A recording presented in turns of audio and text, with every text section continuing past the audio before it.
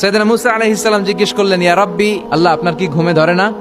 আল্লাহ বললেন, কোনো কথা বলা যাবে না, দুইটা গ্লাসের ভেতরে পানি নাও, পানি ভর্তি গ্লাস নিয়ে তুর পাহাড়ের উপরে দাঁড়াও। সাইয়েদনা মুসা আলাইহিস সালাম দাঁড়ালেন। আল্লাহরে আবার জিজ্ঞেস করলেন, আল্লাহ আমি জিজ্ঞেস করলাম কি আর আপনি করতে বললেন কি? আল্লাহ বললেন, কথা বলো না, যা বলেছি তাই করো। তো মুসা আলাইহিস সালাম কিছু বলতে পারে না, পানি নিয়ে দাঁড়িয়ে রইলেন। মুসা আলাইহিস সালামকে আল্লাহ বললেন, তুমি দাঁড়িয়ে থাকো আর ঘুম রে বললেন, ঘুম তুই মুসারে ধর।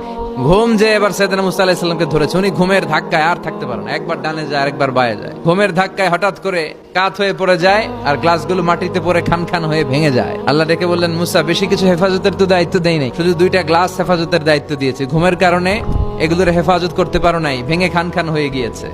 আমি যদি তোমাদের মতো ঘুমিয়ে যেতাম তাহলে পৃথিবীর সাথে সূর্য লেগে, সূর্যের সাথে চন্দ্র লেগে গোটা মহাবিশ্বটা এভাবে গ্লাসের টুকরার মতো খান খান হয়ে যেত রে মুসা।